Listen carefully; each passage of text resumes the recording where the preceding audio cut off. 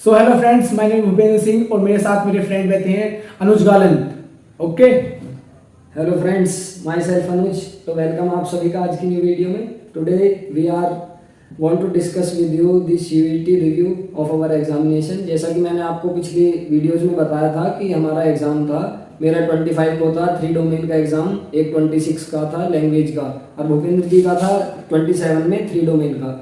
जैसा कि आपको पता होगा, हम नीट एस्पिरेंट है, फिजिक्स केमिस्ट्री बायोलॉजी हमने डोमेन फिलअप करे थे सीयूईटी में। तो हम उसके बारे में ही आज की वीडियो में आपसे डिस्कस करने वाले हैं कि कैसा हमारा एग्जाम गया और कैसा हमारा रिव्यू है। तो चलिए वीडियो को स्टार्ट करते हैं। बताइए मोरे, कैसा रहा वीडियो, कैसा आपको लगा, क्वेश्चन पेपर आपको कैसा लगा? क्वेश्चन पेपर भाई ऐसा था कि मतलब वो वाली बात नहीं होती है कि बड़े एग्जाम की तुम तैयारी करो तो छोटी की अपने आप हो जाती है। आप किसी बड़ी चीज़ की तैयारी करो तो छोटा तो अपने आप क्लियर हो ही जाएगा। पर हमें इनका कोई मतलब नहीं था ना, हमने प्रिपरेशन की थी।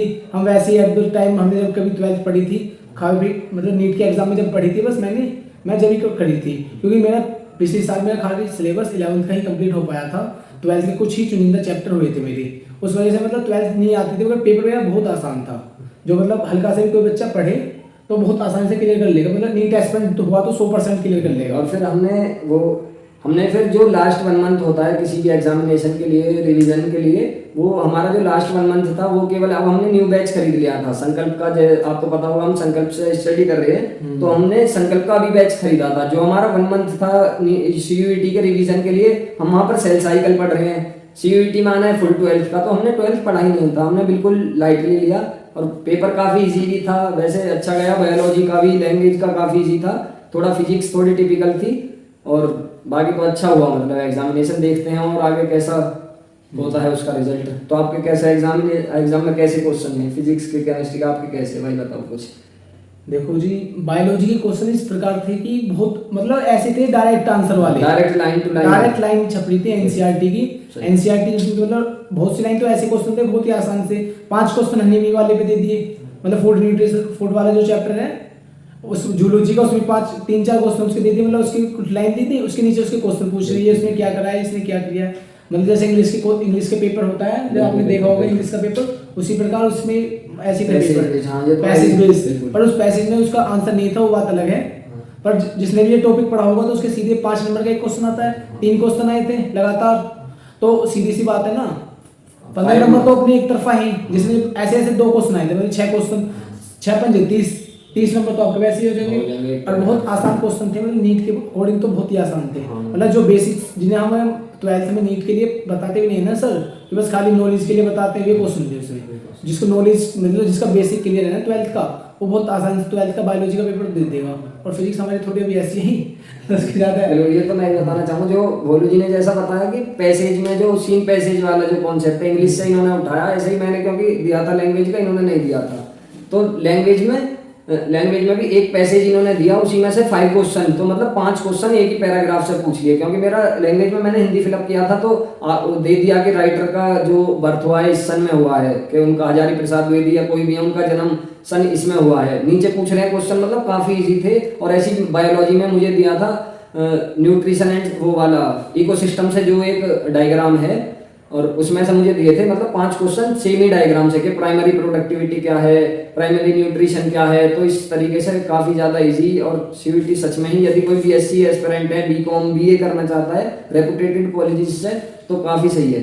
सीयूईटी इतना टफ नहीं है, मेरा भी ऐसा ही है। मात्र 5 से 6 महीने में ना कोई मतलब बच्चे ने 12th पास करी है और वो मतलब करना चाहता है ना क्लियर, वो 12th के बाद भी कर सकता है। और मतलब जैसे किसी ने नीट की तैयारी करी हो, उसके बाद क्योंकि टाइम मिलता है, 1-1.5 महीने का मिलता है नीट के एग्जाम के बाद भी सीयूईटी का, चाहे ना उसे क्लियर करना, क्योंकि 12th में पढ़ लेगा और नीट के 1 साल बाद ड्रॉप जो करेगा उसमें पढ़ लेगा, चाहे अपने क्लियर करना तो बहुत आसानी के साथ कर सकता है। जिसका मतलब जिसने नीट जैसे तैयारी कर रहा है, उसका मतलब नंबर नहीं आए, जब भी 100-200 नंबर भी नीट में आ गए ना, उसको बहुत आसानी से नंबर क्लियर कर देगा। 12th का यार तुम मतलब 1 महीने तुम पढ़ के तुम उसे कर दोगे 1-2 महीने में। अब मतलब जो बिल्कुल न्यूट्रल है, कुछ बहुत से ऐसे होते हैं जिनकी 12th खराब हो जाती है बिल्कुल। हम जैसे हमारी हुई थी, हम लॉकडाउन में फंस गए थे, हमारे और स्कूल हमारे इतने खास नहीं थे। स्टेट बोर्ड से हमने 12th करी, स्टेट बोर्ड से करी थी, हम दोनों भाइयों ने एक साथ ही करी थी। उस वजह से हमारी मतलब 12th के 11th-12th अच्छी नहीं गई। मतलब 9th-10th भी उसी से करी थी और 11th-12th भी। और हमें इतनी नॉलेज भी नहीं थी। हमारे स्टेट बोर्ड मतलब कॉलेज था, जो हमारा स्कूल है स्टेट बोर्ड था, उस वजह से। पर मैं कहना ही चाहूँगा किसी को बीएससी करनी है ना, पर बढ़िया कॉलेज से, मतलब डीयू हो गया, बीएचयू का, इनसे। तो भाई आप डायरेक्ट इसमें 6 महीने प्रिपरेशन करके भी बहुत क्लियर आसानी के साथ इसमें तुम क्लियर कर सकते हो। बायोलॉजी में बिल्कुल ऐसे क्वेश्चन आते हैं, आप चाहो तो यूट्यूब पे जिसने वन शॉट भी देखी होंगी ना भाई क्वेश्चन वाली, उनसे भी पढ़ के कर सकता है, क्योंकि बहुत आसान।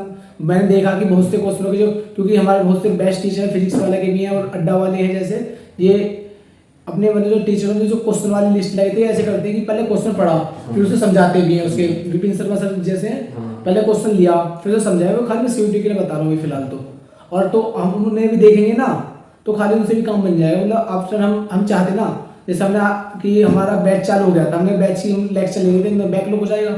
बैकलॉग तो वैसे हो जाएगा तो फिर यार खत्म करना बहुत मुश्किल हो जाता है, क्योंकि पिछले साल ऐसे ही हुआ था हमारे साथ। बैकलॉग ऐसा हुआ था कि सर चलिए 12th में हमारी 11th भी नहीं हो पाई थी, सर की 12th कंप्लीट हमारी 11th कंप्लीट जब हुई है, तो वही हो जाता है फिर। इसलिए हमने अब क्या सोचा कि पेपर तो हमें जब भी बीएससी नहीं करनी थी, हमारा जो था मोटिव पेपर देने का क्या काफी था कि हमें क्वेश्चन देखने थे किस प्रकार के क्वेश्चन सीयूटी के आते हैं। इन दोनों का नीट का और सीयूटी का जैसा आपको पता होगा बस सेम सिलेबस है। सीयूटी में केवल 12th के आते हैं फिजिक्स केमिस्ट्री बायोलॉजी, और नीट में 11th 12th दोनों के आते हैं। तो केवल मैंने पहले सोचा भी था कि मैं फॉर्म फिलअप करूं और मैं आगे ग्रेजुएशन भी करूं बीएससी, लेकिन अब मेरा ऐसा कोई प्लान है नहीं, और आगे देखते रिजल्ट कैसा आता है। तो अगली वीडियो में या फिर आगे भी जैसे ही रिजल्ट आएगा सीयूटी में जो भी अपडेट होंगे हम आपको बताते रहेंगे उस बारे में भी। और एग्जाम काफी सही हुआ है, पता होगी जिन्होंने भी दिया है, ऑनलाइन मोड में होता है। और इतने ज्यादा, और केमिस्ट्री में काफी नेम रिएक्शन आ जाते हैं, 3-4 लगभग नेम रिएक्शन दे देते हैं, तो सीधे क्वेश्चन आते हैं। केमिस्ट्री के भी खाली डायरेक्ट क्वेश्चन थे केमिस्ट्री के भी, मतलब जो नेम रिएक्शन रहती है खाली आप किसी नेम रिएक्शन देख लोगे ना, मतलब आने कोई फ्यूचर में सीयूटी का पेपर दे और हमारे वीडियो देख ले, तो उसके लिए बता रहा हूँ यार, कोई भी मतलब एनसीआर उसके लिए सीयूटी के लिए आप नेम रिएक्शन देख के जाना। मतलब पंकज सर ने भी बना रखी है 25-26 रिएक्शन एक साथ करा रखे, सारे उसी में से आ जाएंगी। मैं 2-4 के मैं कुछ नेम रिएक्शन के नेम बता दूं, जैसे वो सेंडमेयर रिएक्शन है, कैनिजारो है, या फिर पोलवे रिएक्शन है, बुर्ज रिएक्शन है, रीमन टीमन रिएक्शन है, और इसी तरह से काफी जो बेसिक हैं ये सभी अगर हम प्रिपेयर कर लें तो आसानी से हो जाना है, इतना टफ है नहीं सीयूटी। और तो आज की वीडियो में और बताइए भोलू जी, या काफी है इतने? और आपको जैसे कुछ भी क्वेश्चन पूछना है तो आप कमेंट भी कर सकते हैं, कमेंट कर सकते हैं। आप कमेंट करेंगे तो हम जहाँ तक पूरी कोशिश करते हैं कि इसका रिप्लाई दे दें। और कुछ ऐसा टॉपिक हुआ कि हम कमेंट में नहीं बता सकते तो हम उसके लिए आप पहले बता देंगे, उसके लिए वीडियो बना लेंगे बिल्कुल। और क्या, क्योंकि यार आप बताओगे जब तो नया टॉपिक हमारे पास आएगा, और हम जब उस पर रिसर्च करके हम आपको बताएंगे, क्योंकि हम भी एस्पिरेंट है, नीट एस्पिरेंट हम दोनों भाई, ठीक है ना। और आपको जिसका जैसा रिजल्ट है कोई दिक्कत लेनी नहीं है। हाँ, बिल्कुल। कोई ऐसी बड़ी बात नहीं है इसके लिए, ठीक है ना। 12th के बच्चे देते हैं ज्यादातर, हमने तो बस दे दिया है सेंट्रल यूनिवर्सिटी एंट्रेंस टेस्ट, क्योंकि ये भाई नहीं भी होता तो कोई ऐसी दिक्कत नहीं है यार, इतना आसान भी नहीं है। क्योंकि पहले यदि आपको पता होगा कि 90+ जिनकी परसेंटेज आती थी स्टेट बोर्ड में या सीबीएसई बोर्ड में, उन्हें अलॉट होते थे डीयू या सेंट्रल यूनिवर्सिटीज, और आज उन्हें के लिए एग्जाम हो रहा है। तो इतना आसान नहीं है यार, हम केवल नीट की प्रिपरेशन कर रहे हैं, हम थोड़े अपर स्टेप हमने देखा है, तो केवल इसी बेस पर हम कह पा रहे हैं कि आसान है। आप यदि 12th में तो आपको काफी कठिन भी लगा होगा, और हम अपने मार्क्स भी बताएंगे आपको, तब देखते हैं क्या होता है, क्या फर्क आता है। तो आज की वीडियो में इतना ही, ठीक है। तो थैंक यू, बाय बाय। और आप कमेंट करके बता देना हमें, यदि आपकी कोई क्वेरी क्वेश्चन है तो हम वीडियो भी बनाने की कोशिश करेंगे, आपकी क्वेरी भी हल करेंगे। Thank you. Okay bye. Okay bye.